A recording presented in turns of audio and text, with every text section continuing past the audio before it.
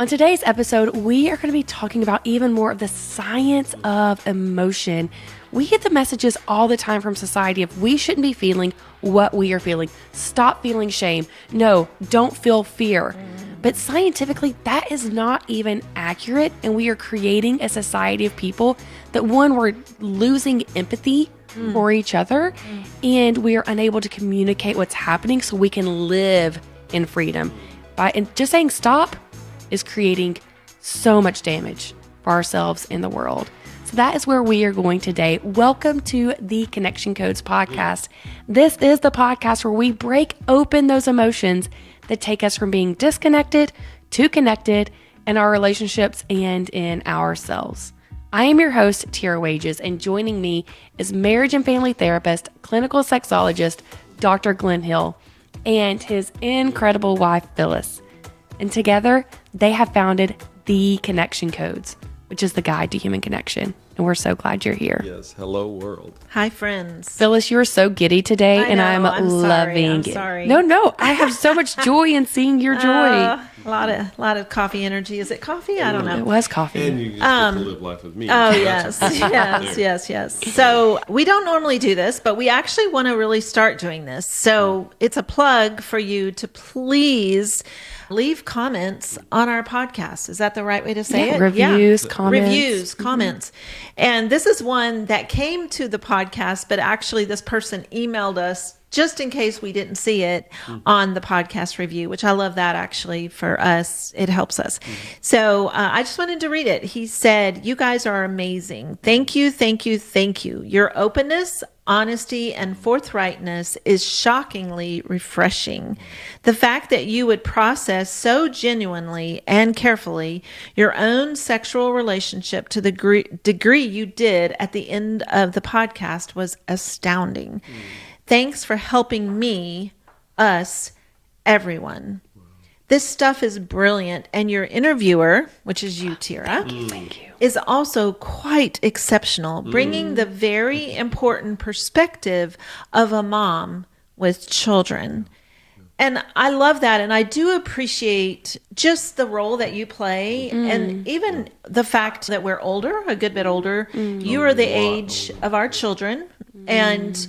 And so your children are the age of our grandchildren, but you are in the trenches. We can talk about it from seeing it happening from more afar, where you're right in there. And I love that, even as a listener, that you're appreciated. Like someone has written us to say, hey, what you and Glenn talk about and your vulnerability is incredible, but also just love what Tara brings to the table because she's a mom and it's the everyday, like, okay, that sounds great in theory. And you guys are just old and grandparents. And so it works for you, but for you to also chime in and go, hey, this stuff is real and this stuff works. And I know today that just the topic is probably really an underlying theme of the Connection Codes is to teach us how to show up authentically and that you have the right to show up authentically.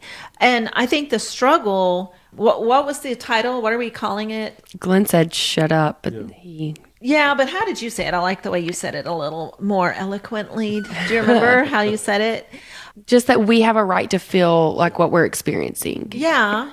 And okay, so maybe the combination of two, that we hear the messaging. We hear, yes. Yes. Often the messaging is Don't experience that. Yeah. Like our experience is wrong and we're the problem. Kind of like if you're experiencing that, if you're triggered by that, you're the problem. And it's interesting. We were just having a conversation with someone recently, and actually now we've had multiple conversations with this person about the idea that, and he was sharing very vulnerably that in his life motto is kind of grit. Just have grit. Like even with his children, he's the coaches them in some sport, and he's like, just have the grit. Like push yourself a minute longer, and that's kind of in his marriage how he's kind of approached things. Like if his wife is bothered, just have grit and do the thing. And now being really immersed in Connection Codes, he's really questioning what that's all about. And just being able to kind of go, wow, I'm really wrestling now with with that. What was the other word that he kind of, one of his fears is to come across as staunch. And I said, oh, what's happening with that? Like what? And I said, it does fit the grit thing, like staunch, grit, like you just power up, you just power through. And often in that scenario, you can't really show up authentically often. Because if you're feeling a lot of pain and a lot of sad, how do you just put that aside, which I think is what we're being asked often. And I loved what you were sharing in, I don't know, I guess you read it somewhere or saw a video on just in the animal kingdom when, let's say, a herd of deer and one gets separated from the herd and a predator comes after that one deer. Like what happens in that scenario? Yeah, so, just picture a little deer somehow gets separated, a mountain lion attacks the little deer. Somehow the little deer gets away and immediately runs to find their family, immediately goes to the herd. And whenever it arrives, the mama deer says, you're going to have to regulate that yourself. You need to just deal with this situation that's happening for you. And if the little deer doesn't do it, then the mama deer says, well, you have a psychological disorder. You need to go to a therapist. I'm being facetious. I hope there's probably 3 people out there that thought I was being serious. No. The mama deer, the deer family immediately comes around that little deer and is present with them. They know that the mountain lion's not there. The fear trigger is gone, but the fear is still there. Well, we humans are exactly the same.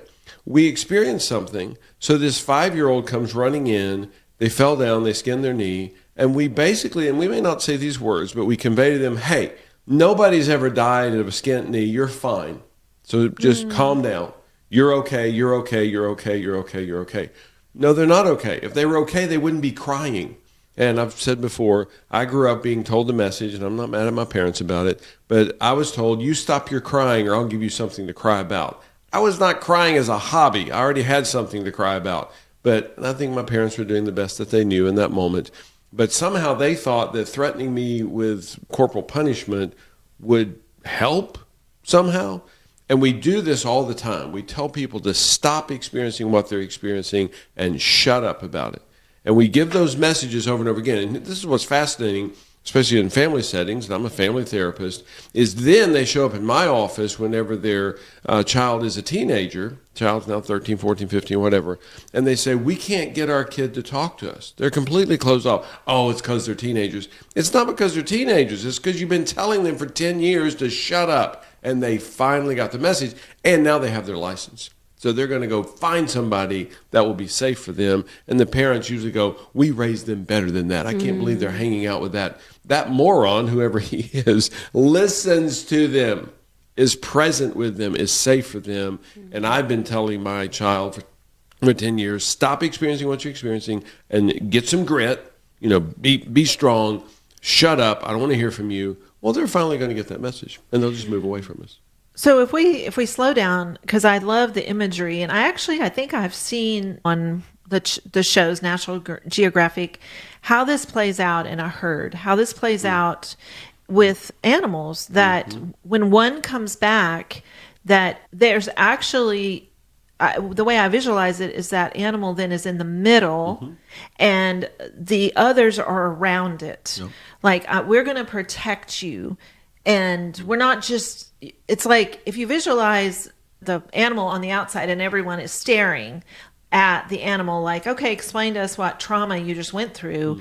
It's not that. It's that the animal comes in and they circle around.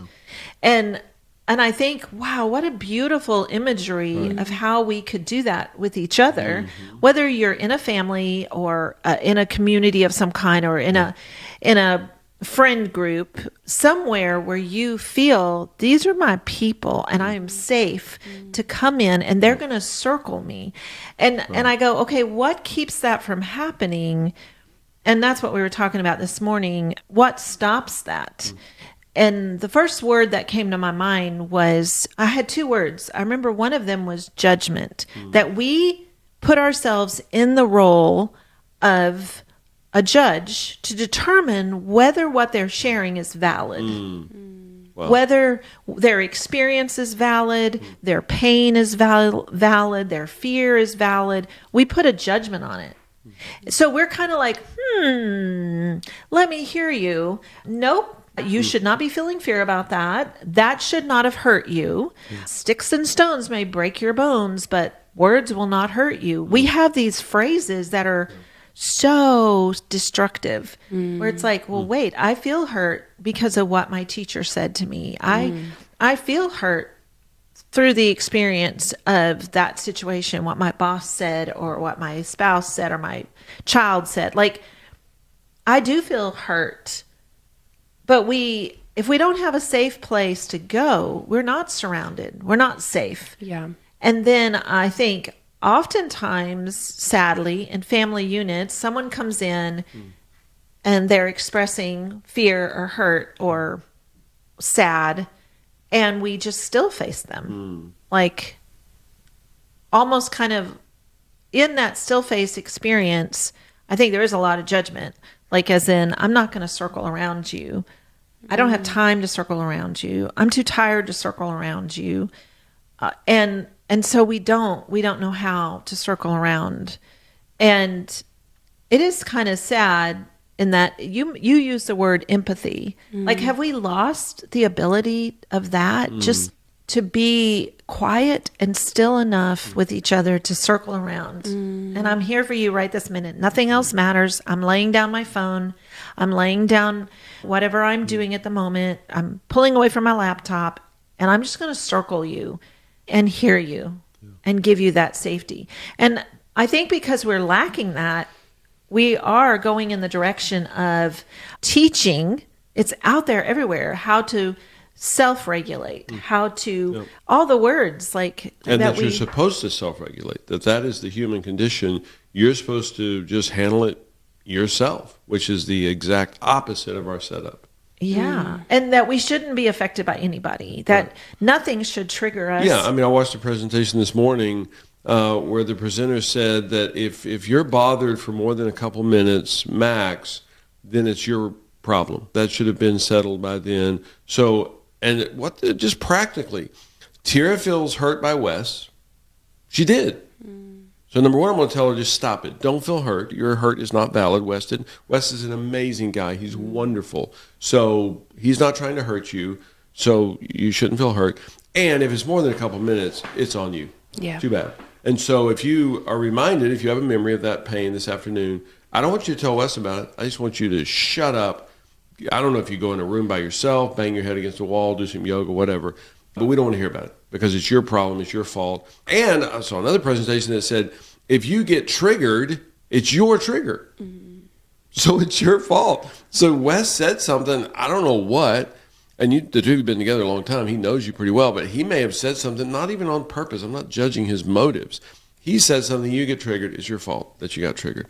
What a horrific idea. That's just so, and because again, all we're doing is saying, Tira, stop experiencing what you're experiencing and shut up. We don't want, and she will eventually shut up. That may be by her exiting. She just won't be around anymore. She's like, oh, okay, Wes is not safe for me. I'm just not going to hang out with him anymore. Because every time I experience something with him, he tells me to shut up. Well, not going to connect with that guy. Right. Oh, okay, so there's another side to that. Because I do understand if I have triggers that derail me, can I grow? And when I see this about myself, can I grow to not be so reactionary? Yes. I would say the answer is yes. Yeah. I can grow. So all three of us just said yes. I want to make sure the listener hears that. What I would love to create, though, is a really safe place to grow in that without your judgment. I still need you to circle me. Yeah. I need you. I need you. I'm looking at Tira when I say that. She's my friend. Yeah. She's not my family member. She doesn't live in my house. And I look at her and I say, I need you. And I know you need me. You've told me that. Yeah. And yet, do we have triggers? We do. Well, stop it. And I'm like, Don't have triggers I anymore. want to circle There we you. go. And I want you to circle me. And I want to be able to grow in my reactions. I want to be able to grow, but it does take hearing each other's stories. Yeah. Okay. And I know you're dying over there, babe. I'm thinking back to the person that we were talking to that said, I just feel like people need to have grit. He really values grit. I think we miss each other's stories. Yep. If I just say, girl, have grit. Yeah. I don't hear your story. I don't hear your childhood. Yeah. I don't hear how you were abandoned by your dad. Yeah. And to me, we do have terminology. Like I've heard you say, I have abandonment issues. Okay, you can label it, but okay, so that is part of your story. And you go, well, I get triggered when I think someone may abandon me. My friendships, I know you've shared this with me, like in friendships with girls, with girlfriends, you're like, I'm kind of going in thinking, I've experienced a lot of abandonment in my life, and so can I trust you, or will you also abandon me? Okay, so let's set a quota. How many times is Tira allowed to experience that? I think we should come up with a number right here on the spot. I'll give you 7. Okay. 7 times. Yeah, is that Oh, generous my or word. not? But you That's see how bizarre ridiculous. that is? If we say, Tira, this is part of your story. This is what happened for you, and it's real, very deep. But you're only allowed to be triggered by that 7 more times. Or whatever we come up. It doesn't matter what the number is. 3, 30. That's bizarre. And there's no statute of limitations, okay? Tira, this is whatever today is. As of June 1st of this year. No more. Yeah. Okay? We're going to, that's the statute of limitations. Because a lot of this stuff happened to you when you were a little girl. Yeah. And you're not as old as us, but you're kind of old. So you should be past this by now. Yeah. We're talking whatever, decades ago.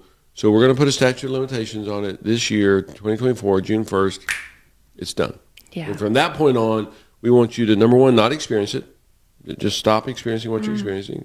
And if you accidentally experience it on June 2nd, shut up. Yeah. We don't want to hear about it because you're past the statute of limitations. Yeah. What a bizarre mentality. Totally. 100% bizarre mentality. And I have so many thoughts firing in my brain about this. But the first one that I can say immediately is I met with a pastor yesterday, incredible guy, super great, but he shared, because he's debating bringing the connection codes into his congregation, which is amazing. We love when churches adopt our curriculum into their congregation. And so I was just there to answer questions. And he was like, okay, well, what about for people like me who I was taught to essentially, I mean, he didn't say the words live on an island by myself, but I was taught to self-regulate. My wife self-regulates, and our daughter, who is 17, also self-regulates. And so what about people like us? And I was like, ooh, well, that's Phyllis's story. So I shared a little bit of your story, but I was like, and I shared a little bit, like, you can only do that for so long, and then you're going to break, your body's going to break down. But also, what happens next year when your daughter moves out and she's gone from you and you don't see her every day? Who do you want her to call when she actually needs help? Like, we are creating a society where even our own kids don't know that they can reach out the phone and call their parents. Because we just think, okay, no, we need to, which I'm a grit person. That's actually like one of my words I say to myself. Like, I definitely think of like perseverance, work hard. And you can work hard and be emotionally healthy and create safe space for yourself and others. Like, those two things can live side by side.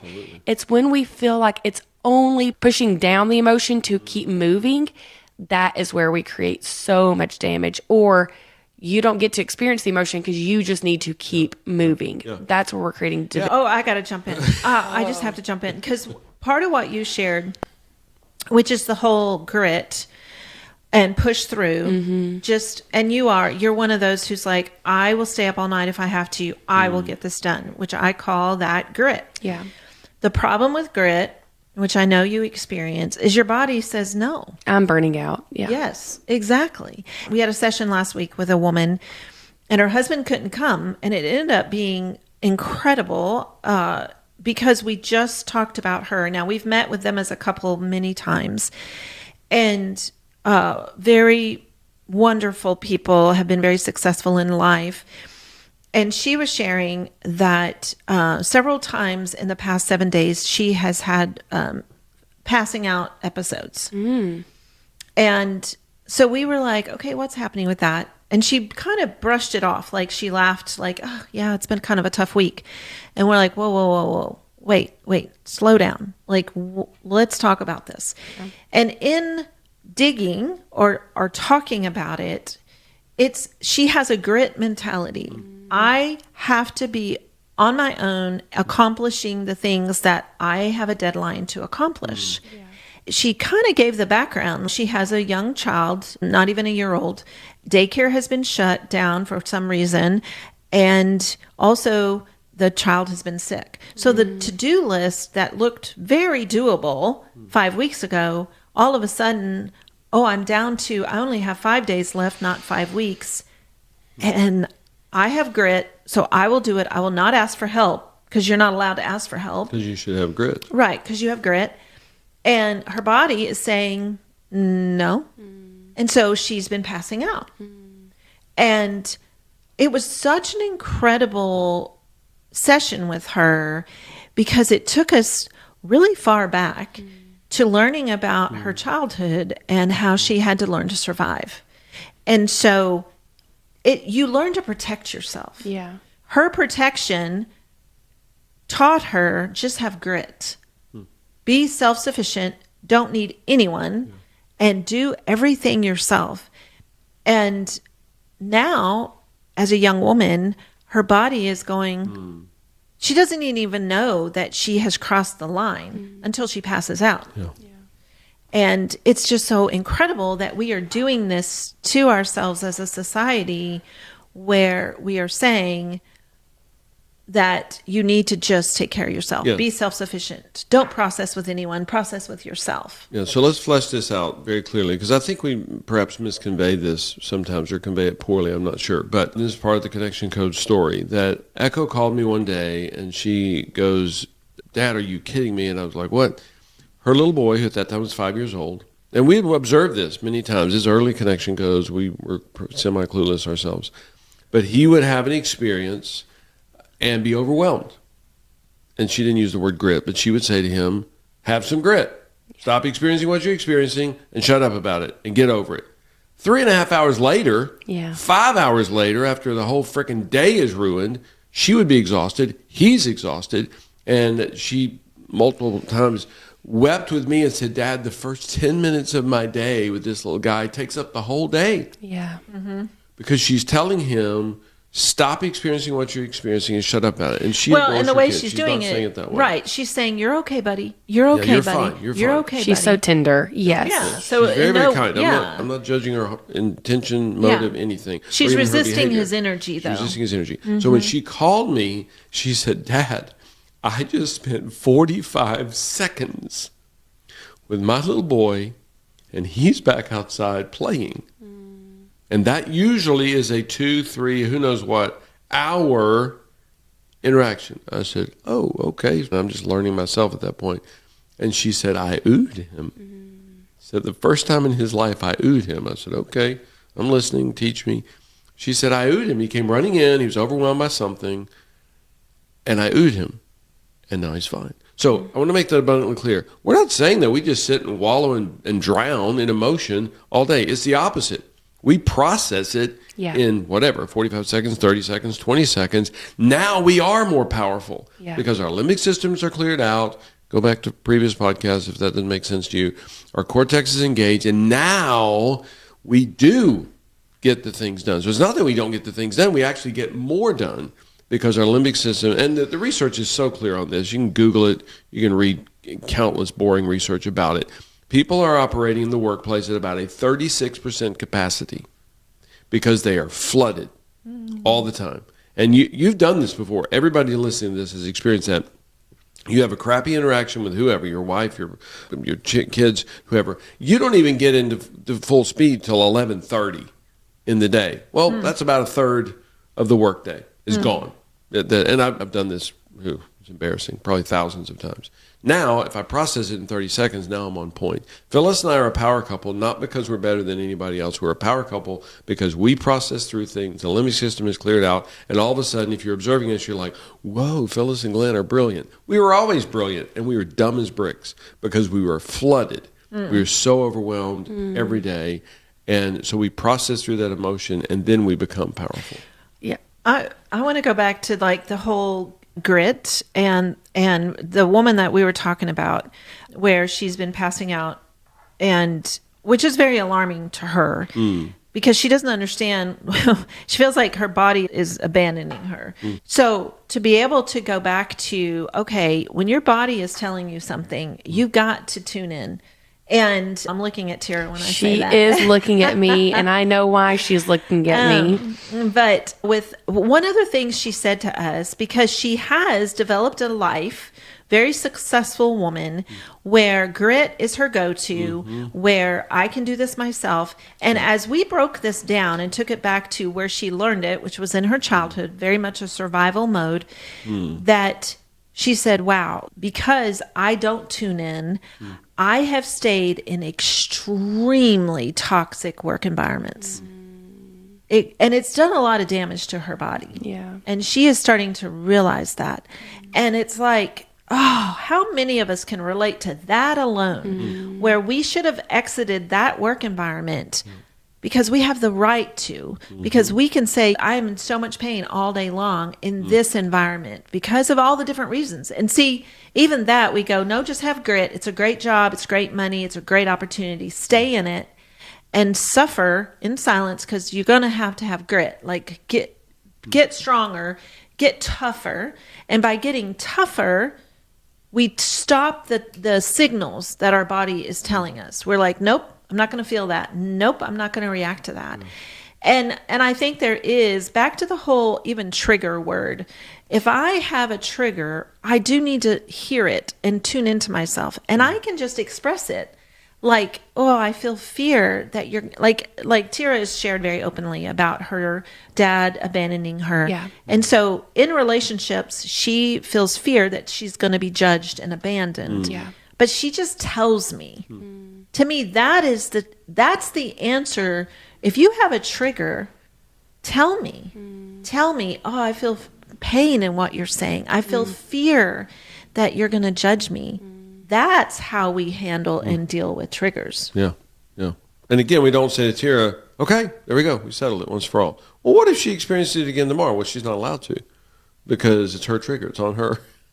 That's so bizarre. Yeah. Tira may experience that every day the rest of her life. I don't know. I don't even care. All I care about is if Tira processes it, because that's the human condition. That's what we're supposed to do. 100%. And I want to be clear as we start to wrap up this part of our podcast to go into our core emotion wheel, because I have fear that people listening are like, oh, I don't want to just sit around and be sad all the time or feel shame, because there is, especially in the business world, huge messaging of like, move past the shame and keep going forward. Don't let shame hold you back. And yeah, we agree. Don't let shame hold you back. But if you just stuff the shame, it's still going to be there tomorrow and the next day. And the whole fake it till you make it mentality, you just stuff it back so you can pretend moving forward. But what we are teaching is to, one, identify what is that shame trying to tell me. Okay, so what is that trigger? Okay, I can now share this with my circle, with my close people, with my community. And this is an area of my life that, I can process, work through, talk about, and slowly change the reactions. We do believe that talking about it over time, it actually is scientifically healing to the brain. It does that. But then there may be other shames where it's like, oh, nope, I need to tune into that. I was late picking my kid up from school yesterday. Shame. Okay, nope, I need to do better. I need to show up better tomorrow for my child and not be late. So being able to actually tune in to what the emotion is and hearing what is its message to me, what is it guiding me to, and then processing that out, that is how you become a better version of yourself. You're not wallowing in it. Right. You're not letting fear hold you back from coming out of your house. No, you're processing it. We're holding safe space for each other. So now we can all live as our authentic selves. None of us are faking it until we're making it. We're showing up as who we are. And there is space. There's space for error. There's space for growth. There's space for joy in each other's achievements. Absolutely. So that is what we are teaching. Our heart is to help you process the emotion and not stuff it.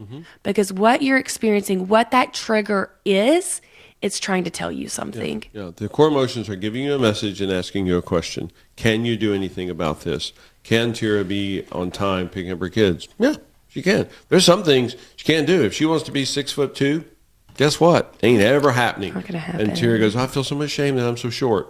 Okay, well, I hear you.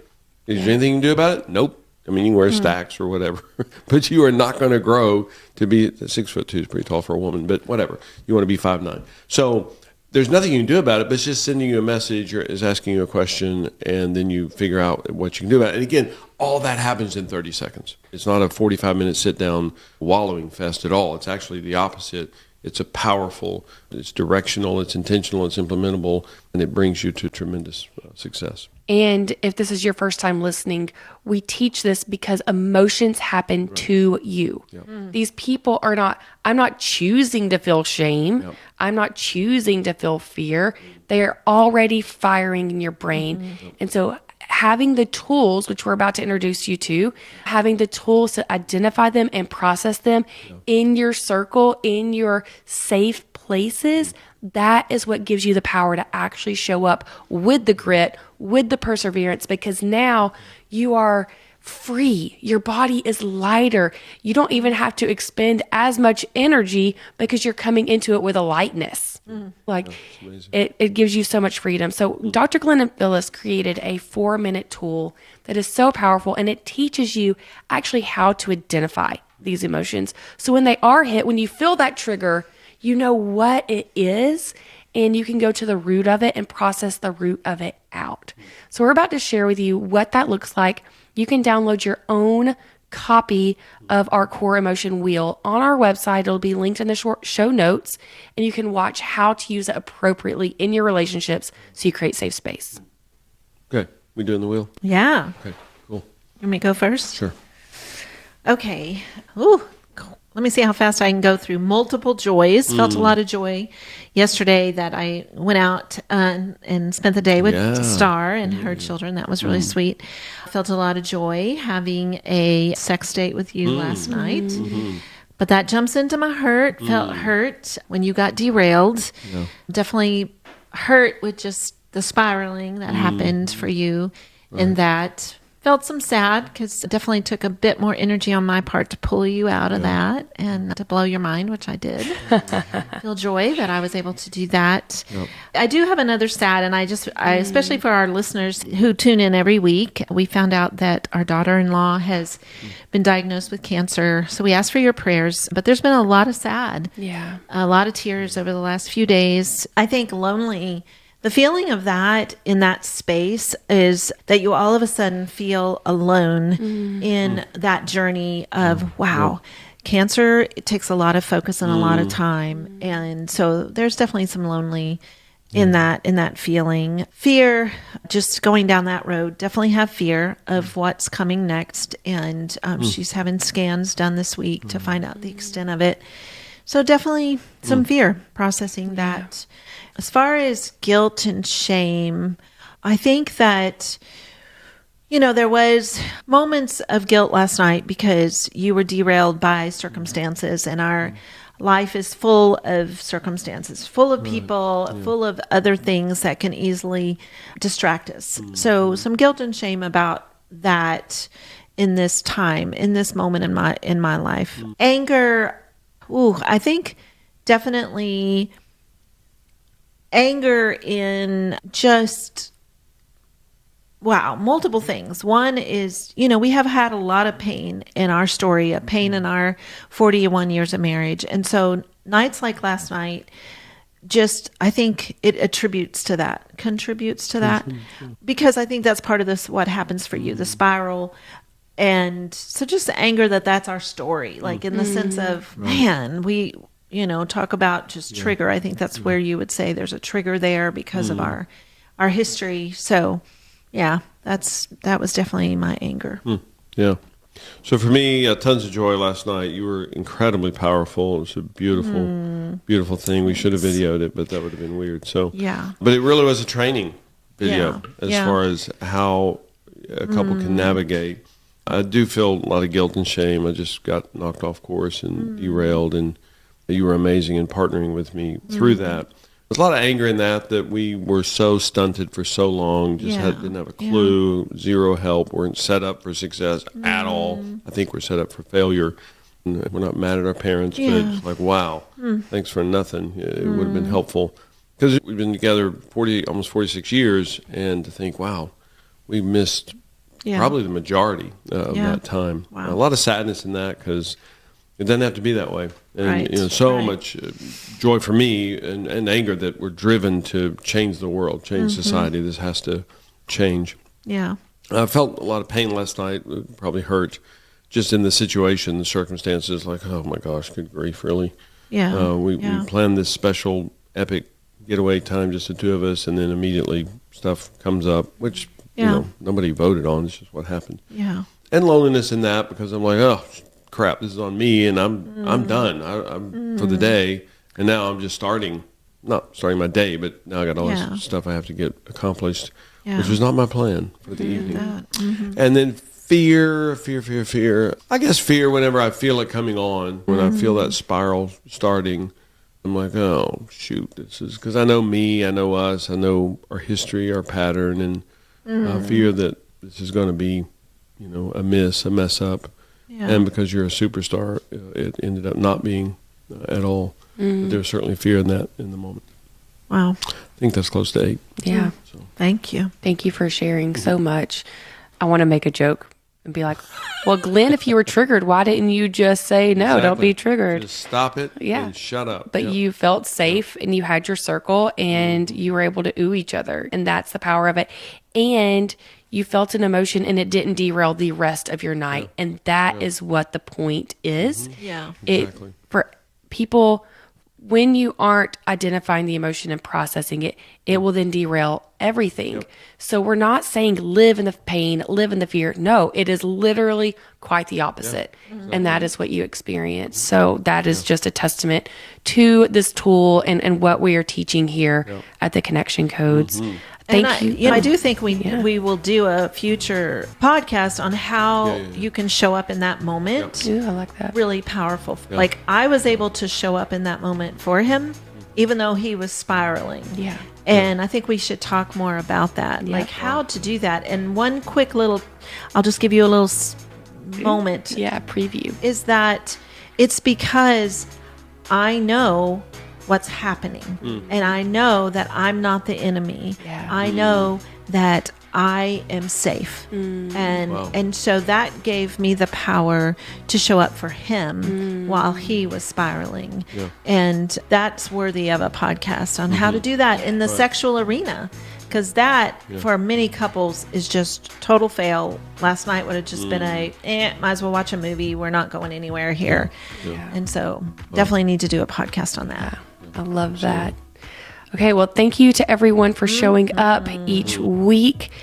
Share this episode with your circle around you. Be like, you are in my circle. You are my safe place. Yes. And let's learn these tools together. And we do all of this because you need this. You deserve this. So let's do this. Let's do this.